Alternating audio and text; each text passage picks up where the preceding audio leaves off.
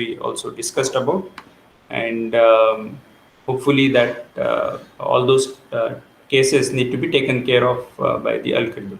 So we were almost at developing the algorithm for balanced parenthesis, and you had given some ideas, and that is what we are going to put in to get the algorithm.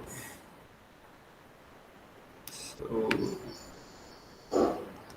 let's look at the algorithm. So for each input symbol that is given in the input string, or it might come as some other set of records and so on. But for each such symbol that is there in the input, if it is an opening parenthesis of any type, you just push it to the stack. Right? Because on opening parenthesis, you can't do much. If it is an opening parenthesis, you have to wait for the closing parenthesis to figure out if it was a valid balanced parenthesis or not. So therefore, the else part then becomes that if it is a closing parenthesis, right, then we have to check that the exactly at that moment the stack top should contain the matching open parenthesis. So if it is closing parenthesis, it should be preceded by opening parenthesis. If it is not preceded, but the stack top should contain preceding parenthesis. If it is closing brace, then it should be opening brace and so on. So if that is the case, then we pop out that matching pair and remove that from the stack. So that part is done. That expression is balanced parenthesis. So this indicates that balanced parenthesis is also a recursive property, right? So you can have a balanced parenthesis expression, and then you can augment it with some other balanced parenthesis part, and that will still become balanced parenthesis. So this internal part is something which we would like to match and get rid of, so that then you can try matching the remaining part, and it will still be showing you the correct answer for the whole string. So we pop that matching opening parenthesis from the stack and discard this. Now whatever is remaining, the incoming input as well as whatever is the stack, that should remain as a matching parenthesis, a balanced parenthesis. So if that is not the case, that is the stack top is not the corresponding open parenthesis, then we directly issue an error. And then there is a third case. So I have shown if statement and the else statement.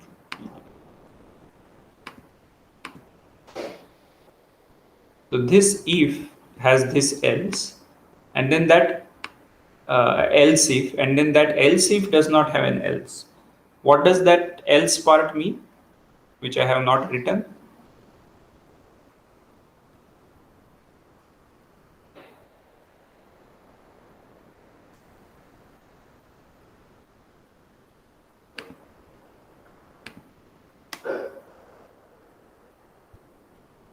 What is the meaning of that else part, which is not there in the code?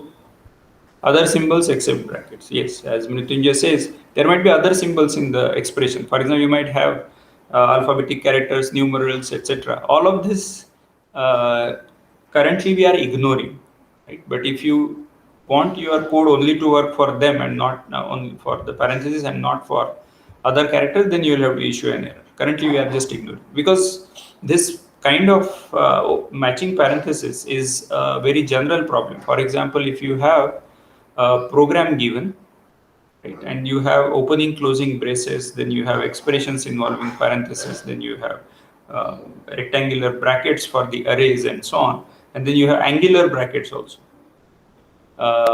in case of, for example, C++, although it is not expected to be matched, but in, let's say, HTML, you will have those angular brackets. So all of these need to be, I mean, this particular algorithm should work on all such programs. Even if you have, let's say, C++ style of programs, or if there are other inputs which are in this form, all of these could be managed using the same algorithm. Right, but is this algorithm enough? No, because as yesterday we discussed, at the end of the stack, at the end of this for loop, the stack should be empty. If the stack is empty, then that means that it's a balanced parenthesis. If it is not, then we have to issue an error, and then does not turn out to be a balanced parenthesis. Right? So all of these is what we discussed kind of yesterday, but we are just putting it down in terms of an algorithm, and we'll look at the implementation soon. So I think this we have discussed, but just for the sake of bringing some of you to the awakened state, what will be the string that matches this error?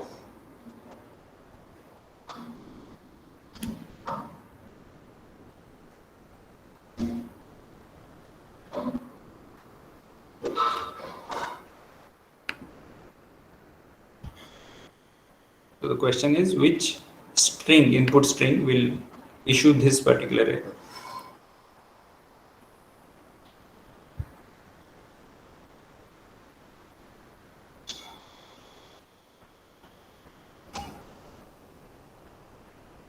Aniruddha says this one, okay, that is correct. Mrityunjay says this one, Mayank says this one. All of these are correct answers. Good, thanks. And what about this one?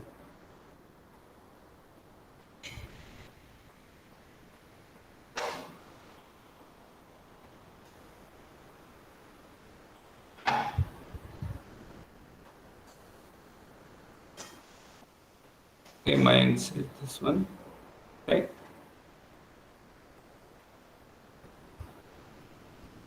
When is this stack not empty?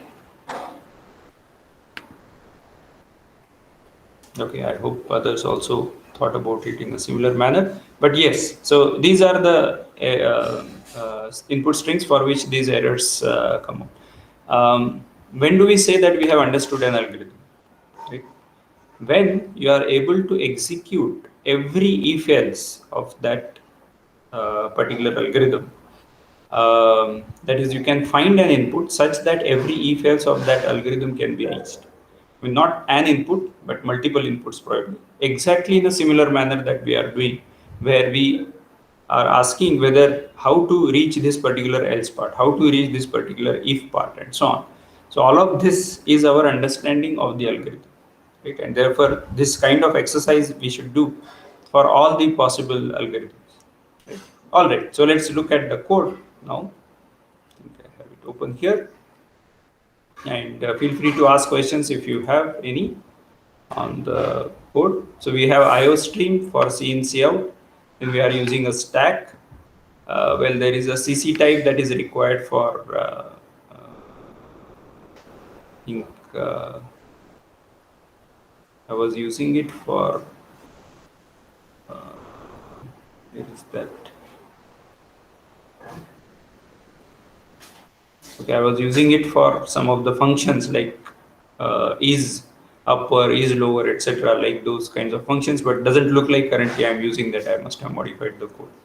And then stdlib, so don't worry too much about that CC type, or we can check by just removing it if it gives any error, and that will give us an idea. So currently I'm not using it, so ignore that. But if you have to use some sort of whether it's a some special character type, is alpha, is num, is alnum, etc. So all of that I think will require CC type. Okay, so I'm using namespace std, where all these C in, C out are declared, plus all these STLs are declared. There are some auxiliary functions that I'm defining myself. So these functions could be, these are global functions currently. You can also put them inside a particular class in case you are interested in modularizing this. If it is part of a larger program, then you should modularize. Alternatively, you can also have a hash define. The advantage of having a function over hash define is that the compiler will be able to check it the way it is given, whereas in case of hash define, what the compiler sees and what the user sees might be a little different. All right, so if it is an opening parenthesis, that is all these kinds of characters, then it returns true. Closing parenthesis is the opposite, and is matching parenthesis. So I give it a pair, and that pair is checked if it is matching or not, and that just is if it is opening, closing, and so on. Right. So these are very simple, small functions which have been written as auxiliary functions, and these are going to be very handy when I write the algorithm. And this time I'm going to write the algorithm completely inside main because I'm not defining a class as such. Very similar to C. So I have an input string, and then there is an integer on which I'm using which I'm iterating over the input. I take the input using cin or scanf, scanf, and then as an infinite loop, I go over the complete string, right?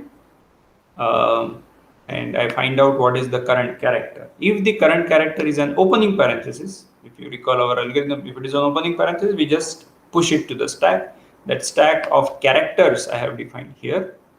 Otherwise, if it is a closing parenthesis, then there are a couple of cases that we need to worry about. At this stage also there is a possibility that it is empty, right? So whether the stack is empty now is a user's responsibility, right? Once again, in this case, what we are doing is we have not implemented the stack yet. We are just making use of the stack API. And stack is implemented already in STL and we are just making use of it. After this, we will get into the implementation of stack. So it can be empty at this place also, right? And for example, if the input first character of the input is closing parenthesis, as some of you have suggested, then this error gets triggered. And at that time, I issue the error and break out of this loop, which means that I don't need to parse the remaining input. Otherwise, I find out whatever is at the stack top and I remove that character. If it is a matching, if it is not a matching parenthesis, right? So if it is not a matching parenthesis, then again there is an error, and that I specify here and come out of the loop. Otherwise it's a matching parenthesis. I have already removed that element, so I don't need to do anything. Right? So I just move ahead to the next character. And the else part of a close parenthesis, which I have not shown in the algorithm, but as we discussed, it's an invalid character. So currently I'm just giving it as an invalid character. But you might want to make provision for allowing spaces and tabs. So in that case, you might have to modify this condition. So this for loop, which goes over the input, ends here. And now the input is processed. Now we need to check if the stack is empty. Right? So I can come out of this loop in multiple ways. For example, I have break also. Right? So therefore, if I come out of this loop in an erroneous condition, then I don't need to really worry about checking if the stack is empty or not. Otherwise, I'll be giving two errors, right? Parenthesis mismatch, and then at that time I'll also say that maybe the expression is invalid or perfect expression, something like that, right? So that I don't want, and therefore I should be. And therefore, I need to check the empty stack only if so far the expression has been correctly parsed. Right? So that is specified when I become same as the input size. That means that you have processed all the input and you have not found any error. Right? Otherwise, you would have broken out of this loop. At that stage, I check if the stack is not empty. If it is not empty, that means that there is some extra opening parenthesis. Otherwise, it's the perfect expression and so on. Okay. So all of this, and then there is cin input also, so that I can check multiple such inputs. Right. So let's compile that. I think we have compiled. For example, let's take this. This is perfect expression. This one is a perfect expression. Then this one should not be a perfect expression. So there is a parenthesis mismatch. This one is opening parenthesis extra. This one is closing parenthesis extra, and so on. So you can keep playing around with it. Just by putting it inside the loop, we are able to test different expressions. All right. Currently, I need to press Control C, but you can as well insert some extra characters to make sure that it comes out of the loop.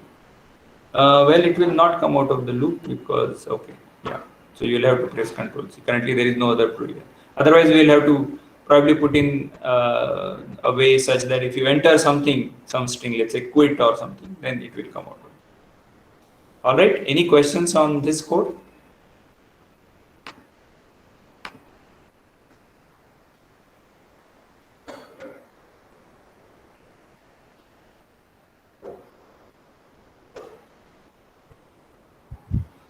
I know it is a little too early in the morning, but still, if there are any questions, we can take those up now.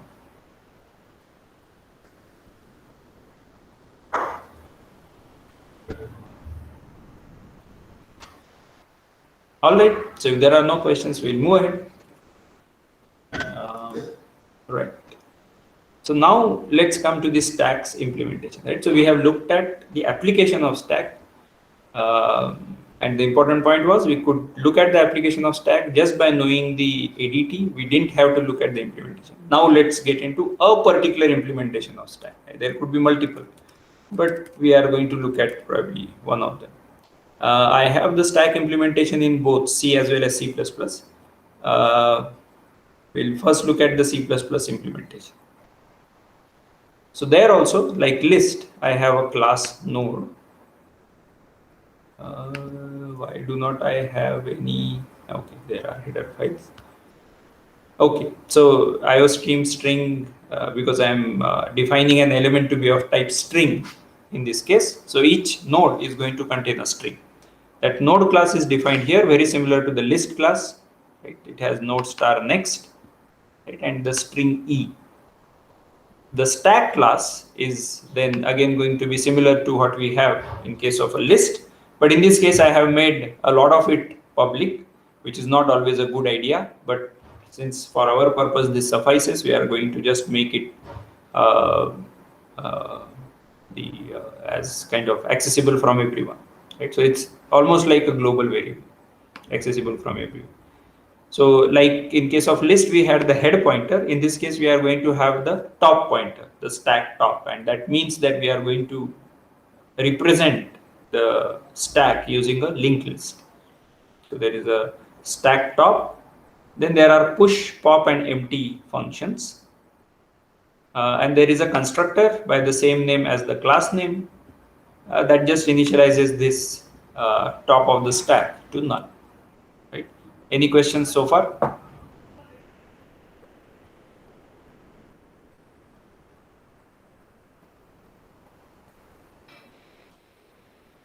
Okay, Pawan is asking what is the difference between CR and Cout? Is there any reason for using CR here?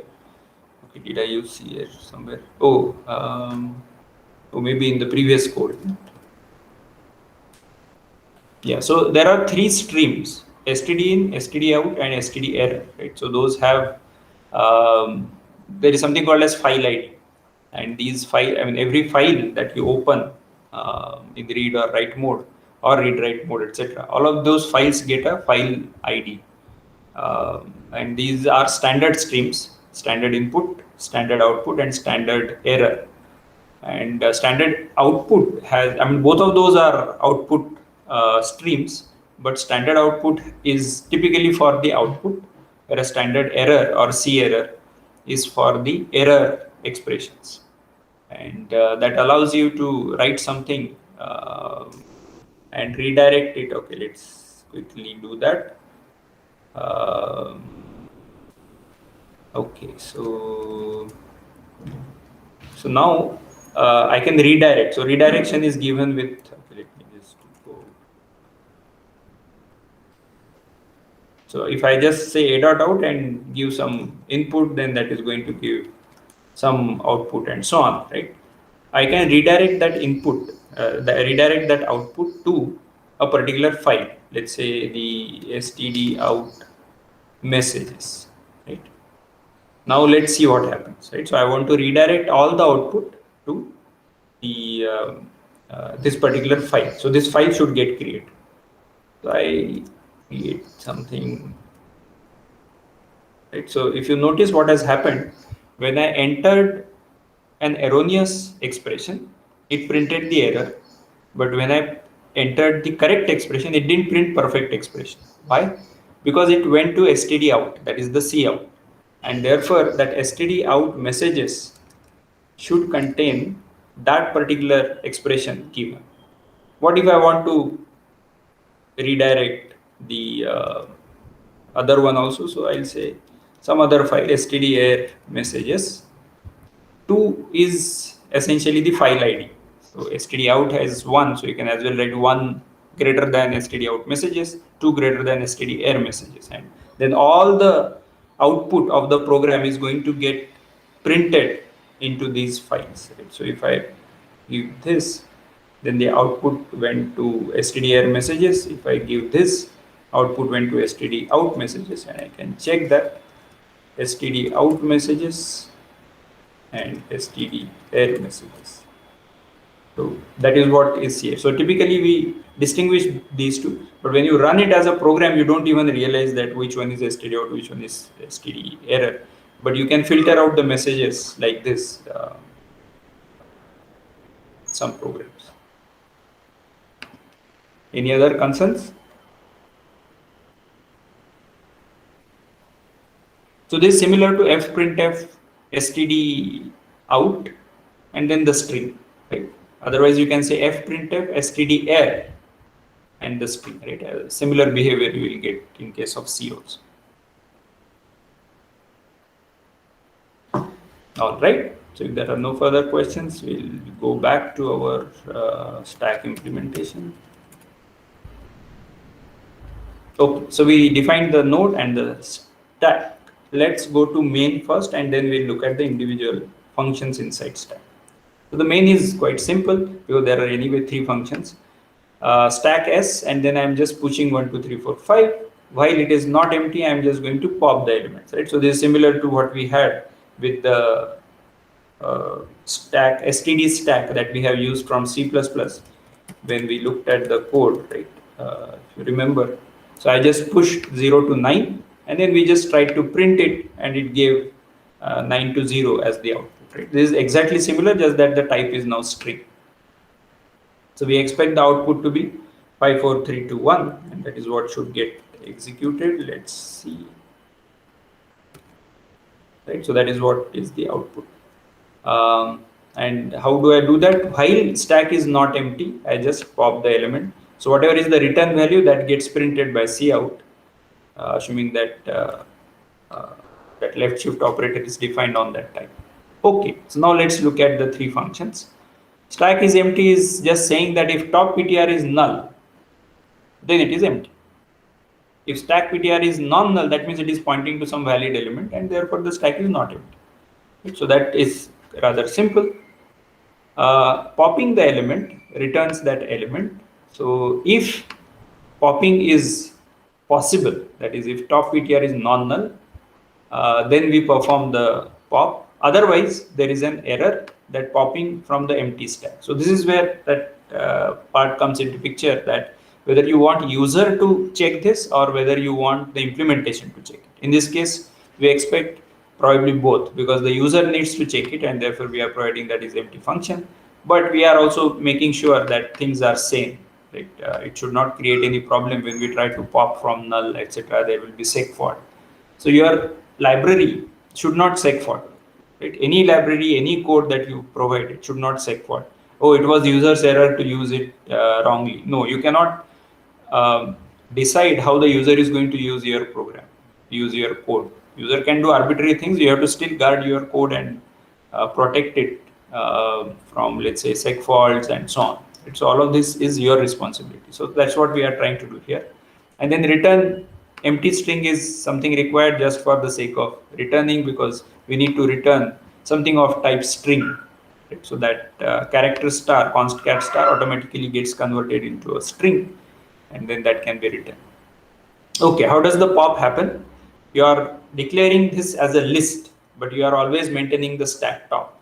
So top PTR element, so the stack top is maintaining the stack PTR element, the stack top element. But if I maintain it as a singly linked list, and if I'm maintaining the last element to be being pointed to by top PTR, I don't have a way to come back from that last element to the last element, right? So how do I do that? I hope you got the question, right? So you are maintaining this list. So you have empty list, then you insert the first element, pointer is top, stack top is pointing there. Then you insert the second element, stack top is pointing there. Insert the third element, stack top is pointing there, and so on. Now if I want to remove using the pop, then I need to come back to the previous one, and I don't seem to be maintaining previous pointer. I'm just maintaining the next pointer. So how do I take care of this? How do I implement the stack such that I am able to remove the top pointer and still I am able to come back to the last to last element? Any suggestions?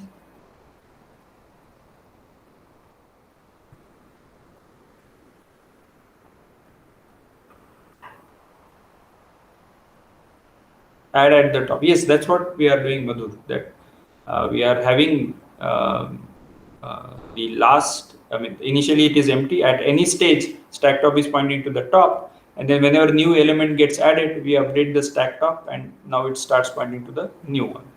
Right? But when I remove this node, I need to come back, right? But the coming back might not be possible.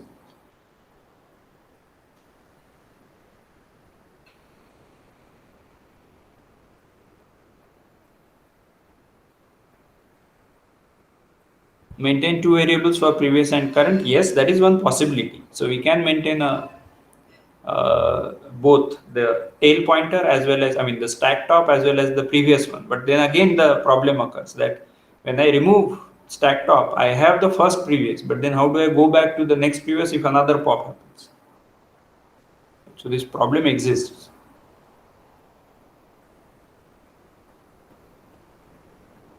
Okay, any suggestions with respect to whatever we have seen so far in case of linked list? Mike says add at 0 index in the list. Madhur says, can we just add at the head and delete the head and update it? Sai Charan says, I didn't understand the problem. Aniruddha says, next will point below. Right? So Mayank, Madhur, and Aniruddha, whatever they are suggesting is that instead of, so you grow the stack, that's fine, but maybe you can now think about it as upside down. Right? So you are growing the stack, or you can view it that way. That's also okay. Just that when you add an element, yes, top pointer is pointing to it, but that top element is actually pointing to the previous element. Top pointer is not pointing to null as the next element. Next element is actually the previous element. And then previous element's next entry is going to point to previous, and so on. So what you essentially are doing is that adding the element to the front of the list, right? So you have 0, 1, 2 already added. So in general, we would have thought about, okay, 0 is pointing to 1, 1 is pointing to 2, 2 is pointing to null. But instead, you store it in the opposite manner. That 2 is pointing to 1, 1 is pointing to 0, 0 is pointing to null, and top PTR is pointing to 2. Now when you add 3, make 3 point to 2 and change top PTR to 3. So that when you remove 3, pop 3, you can still go to the next element because 3 is pointing to 2. Right? So that is what is the way in which this can be done. And thanks for those suggestions. So that is what we are doing essentially here. So whenever we are removing the element, we are just removing at the top, and I'm keeping track of whatever needs to be deleted because pop also needs to reclaim the memory. And then top PTR equal to top PTR arrow next. So the next pointer is actually pointing to the previous one. Maybe we can rename this variable to previous. That is also okay. Then I delete that memory and then return the element which I had popped out. Right? So all of this is happening because we are maintaining the stack in opposite order. Opposite order meaning the links are in the opposite order, so that I have the next one available. And that's what happens in the push. In the, yeah, so the new pointer, let's say 3 is created. New pointers element is added, updated. New pointers next is the top pointer. 3 is now pointing to 2. And then top pointer changes to 3. So then 0, 1, 2, 3, where 3 to 2, 2 to 1, and 1 to 0. All of these exist. Right? Any questions on this code? So that way you will see that this is actually much simpler, and you are making use of this stack implementation using linked list very easy. There isn't anything complicated happening, just that you need to be a little careful that you need not always add it to the end because the popping becomes complicated. It will become in fact order n operations. Now both push and pop are order 1 operations. There is no loop, there is no recursion. These are order 1 operations. Otherwise, pop would have become order n operation. Okay. Any questions so far?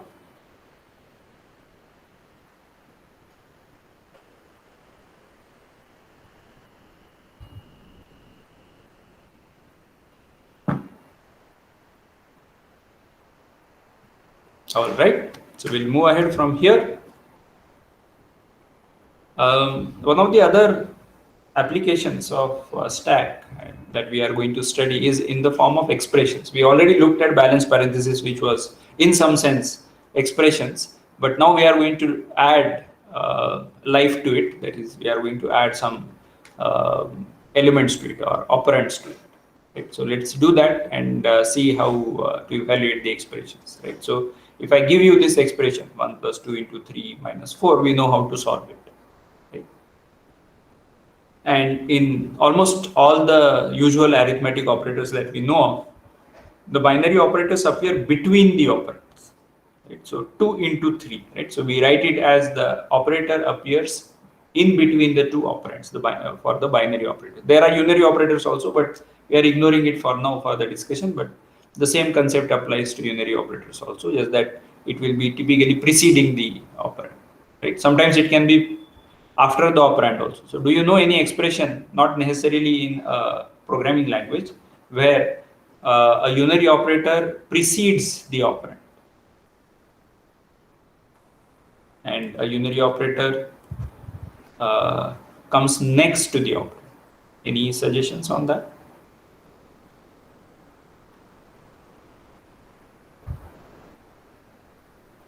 Function call precedes the argument. Good. So function call is like an operator, right, which is operating on the arguments, and therefore function call can be treated as the preceding operator for the argument. So that's a very good example, Anirudh. Any other suggestions? Arrow operator is a binary operator, so will be in between. Pointer, yeah, if you meant arrow greater than, then that is a binary operator. Plus plus is a prefix operator, right? So we say that is pre-increment. So it's a unary operator and it is preceding the operator operand. So, but nobody has given me any operator which comes after the operand. Any suggestions? Yeah, A plus plus, sure. Any other?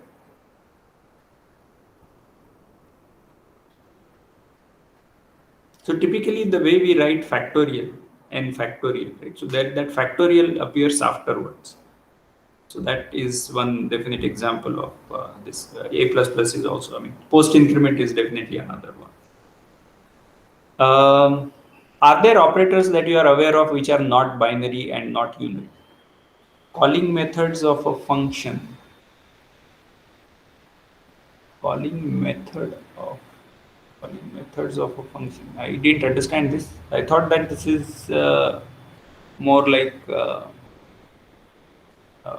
pre, because the operator is the function name, which happens in the pre form rather than the post form.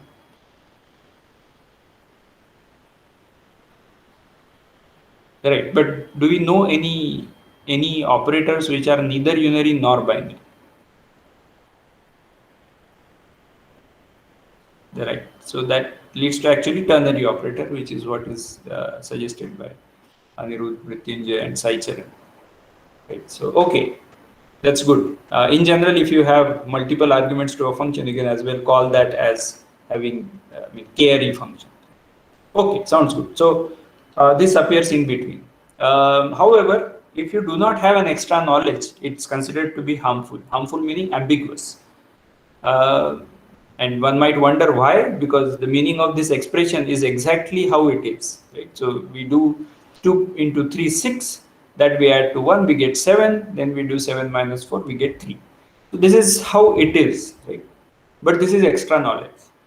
This is because we understand these operators in a special way.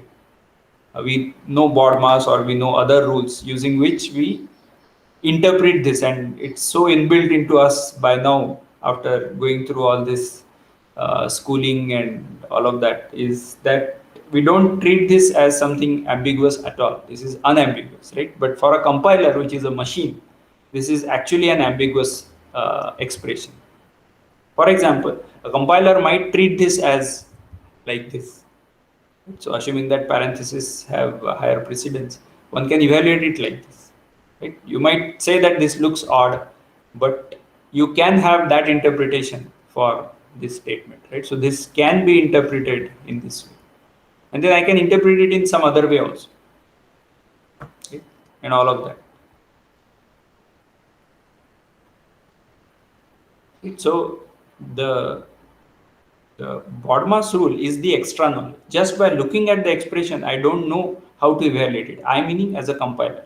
Unless you tell me that star has higher precedence over plus, then plus is left associative, therefore plus should be evaluated first over minus and so on. So all of these is extra knowledge which needs to be given to the machine, given to the compiler to evaluate this expression in exactly one particular unambiguous manner. Otherwise, this is by default ambiguous. Does that convey the point that by default these expressions are ambiguous unless we have extra knowledge? Okay.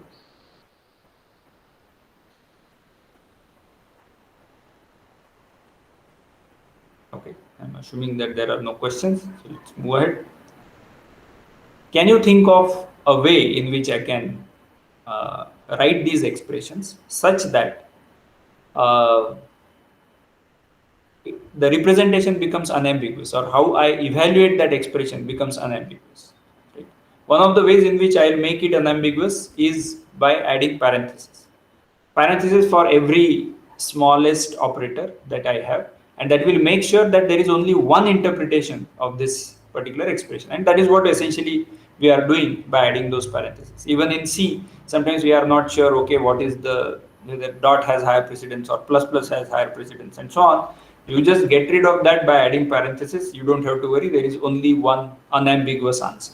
Right? So that is what we do, and that is what we should do as well. But what if there is a representation which allows you unambiguous representation, but does not require parentheses? Any thoughts? Anybody has seen such expressions?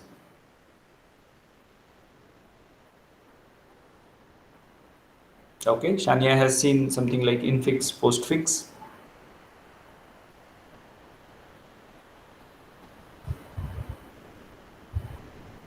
Okay, so by and large, looks like people have not seen. Let's see. I mean, we are going to study that precisely now, right? So if that plus and star were difficult to think about them as sharp sign and at sign, right? These are just some operators, and x, y, z are arguments or the operands. And if I give you an expression x sharp y at z, right? This is the expression that I have given you. Now you can interpret it in two ways. You can do y at z first, which is what is happening here. Y at z, this is the operation that you can perform first, and then whatever is the result that I can use to do x sharp that result.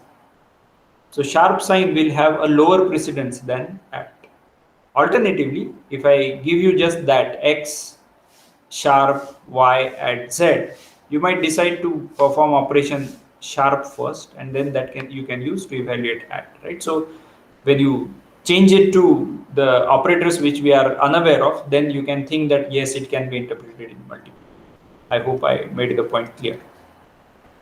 So parentheses help disambiguate, domain knowledge helps disambiguate, and we would like to have a representation using which expressions can be evaluated in unambiguous manner, can be represented in an unambiguous manner as well as evaluated. Right. So where is stack in all of this? Well, it's going to come soon. Let's wait for that. But in case there are any questions, we can take those up now.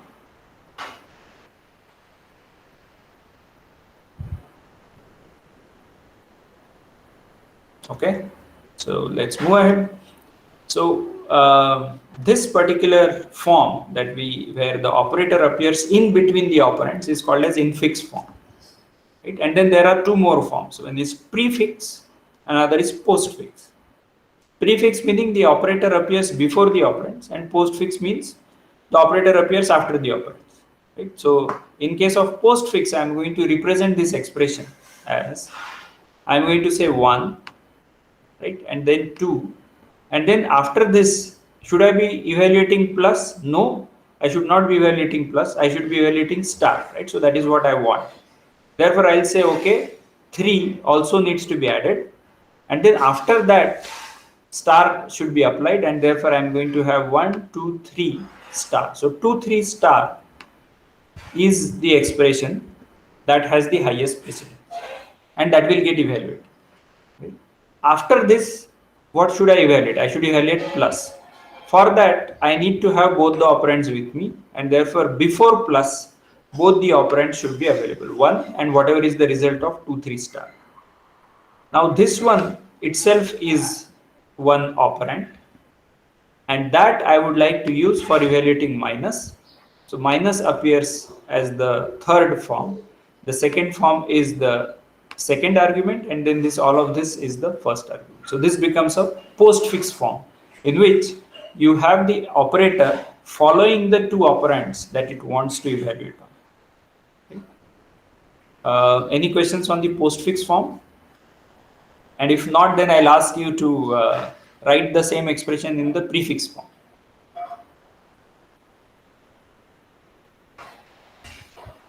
Okay, so if there are no questions, please try the same expression where we want to evaluate star first, then plus, and then minus, and the operator should appear before the two operands. The order of the two operands remain the same. In fact, you will see that infix, prefix, and postfix, in all of them, you will see 1, 2, 3, 4 in exactly the same order.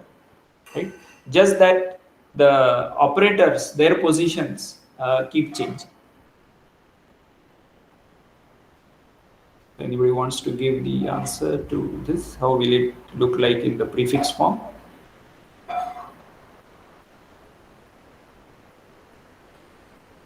Okay. Namisha is asking, here we know the order of precedence. How do we do if we don't? No, the precedence needs to be given. The precedence needs to be given in that by the whatever is the domain knowledge, because that is incorporated. I mean, we have to evaluate this expression in this manner. If it is not there, then it is definitely ambiguous. Or you will say that I'm just going to evaluate from left to right. So 1 plus 2 I'll do first before 2 into 3. So what we are trying to do is to represent this domain knowledge in the expression itself, such that I don't have to worry about parenthesis and all. If I do infix, then this ambiguity remains. But if I use prefix and postfix, this ambiguity will likely go away. That's what we will see.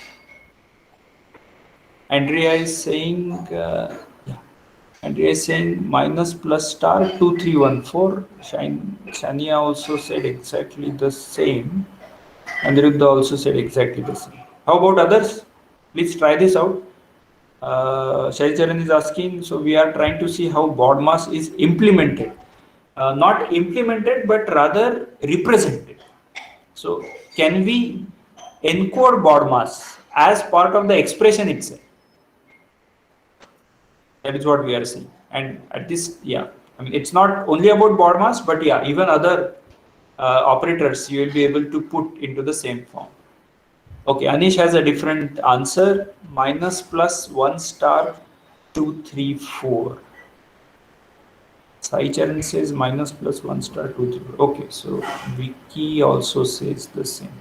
So there is a little bit of change with respect to how the expression should get evaluated. You'll most probably get the same answer, but you can see that there is a difference between the first lot of Andrea, Shania, and Aniruddha, and Anish, Vicky, and Sai Charan as the second one. Right? So which one should we pick? It has to be unambiguous. So let's see if we are able to evaluate that. We are able to find that out. Okay. So I hope this concept is understood, that it has to be written in the prefix form such that the operator precedes the operand. Now the evaluation is going to happen, and the operator, okay, the operands should also appear in the same order. So that also has to be maintained, and that is maintained in 1, 2, 3, 4, but not maintained in 2, 3, 1, 4. Right? So as I was mentioning, the order of the operands remains the same, and therefore 1, 2, 3, 4 seems to be the correct answer rather than 2, 3, 1, 4. Let's see why that is the case. Right? So how will you evaluate star 2, 3 Okay, so how will you evaluate this complete expression? So you come to hyphen, I mean the minus sign. Okay, so I need two operands. So that I don't have because I have next character as plus. That also needs two. Okay, I don't have. Then I have star, which actually has two operands. So star 2 3 can get evaluated, and whatever is the answer, that is going to be 6 is going to get written here, and then plus is going to operate on 6 and 1. Is plus operating on 6 and 1? Well, plus is actually operating on 1 and 6. The order of operands is important. In this case, plus being commutative, it did not change the answer. So you might as well do it in this manner. But if you don't perform those additional optimizations, then this should be 1 should appear as the first argument, and then star 2 3 should appear as the second argument of plus. 4 is the second argument, and therefore 4 should appear in the end. So that part is okay. Right? So I hope this concept is clear, that we have additionally taken advantage of commutativity to come up with another representation. But if you have to strictly follow the representation without having any additional so-called optimizations, then it is important that we maintain the order as minus plus 1 star 2 3 4. Right? That should be the answer. I hope I have written in the same manner, minus plus 1 star 2 3 4. Right? So that becomes our prefix form.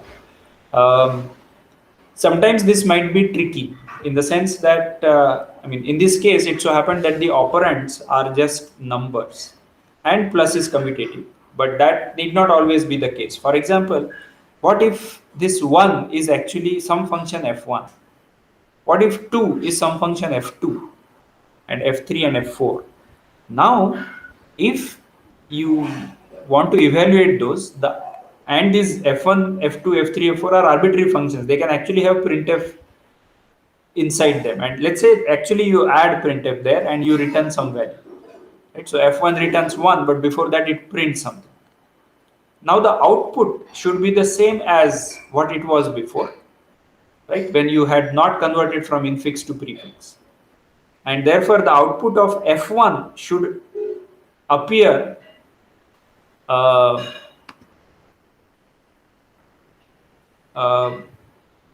should appear before the value, before the 6 that gets printed, right? Which will not happen when we add the commutativity property here. But if we do not add, then 1 will get printed, and then 6 will get, once function f1 will print something, and then 6 will get printed, right? So that is an important point from the perspective of arbitrary expressions, need not be always numeric. But yeah, in this case, definitely in this example, both of these are going to give you the same answer, but these are two different expressions, right? Note that these are two different expressions. For example, if I have to convert this prefix to infix, I will convert it in this form. But if I have to convert this one to infix, that will be 2 into 3 plus 1 minus 4. Right? So it will be a little different expression than what is given, and still we are maintaining the unambiguity of these expressions. Right? So how do these forms help resolve ambiguity? Because there is a single way in which you can evaluate this expression. There aren't two ways in which the compiler will be able to evaluate this, or compiler, not only compiler, but any human will be able to evaluate. Given these expressions, there is only one way in which you will be able to get the answer. You cannot get multiple answers. Right? So that is what is the advantage of prefix and postfix. Infix is ambiguous. Okay, so we'll stop here, and we'll start with the classwork in the next class, where we'll try to convert these into prefix and postfix form. All right. Any questions? Now, what if user enters brackets? Where will they be inserted? Correct. So brackets are actually not necessary. Brackets we insert because we want to disambiguate. We want to prioritize. We want to have precedence. But now the precedence is encoded into the expression, and therefore brackets are actually not necessary.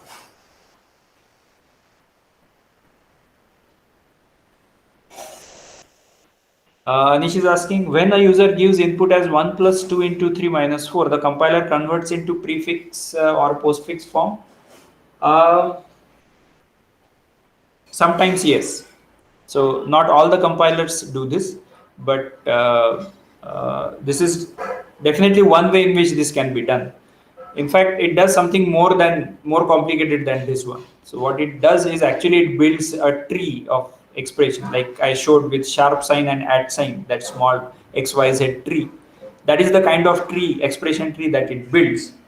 Um, uh, it can convert it into prefix postfix, that is left to the compiler implementation, but not necessarily that they will do in this manner, right?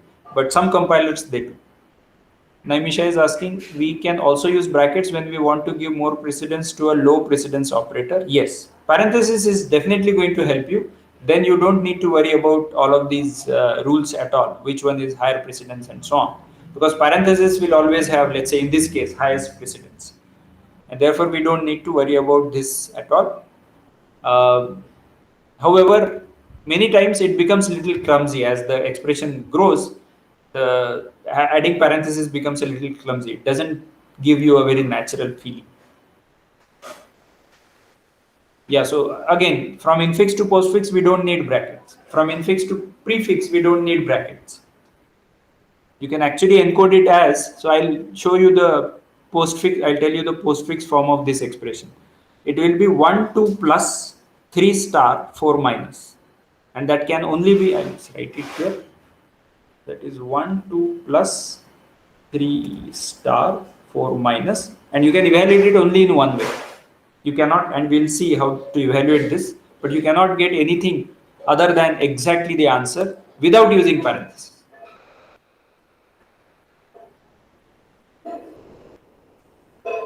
Any other concerns, questions?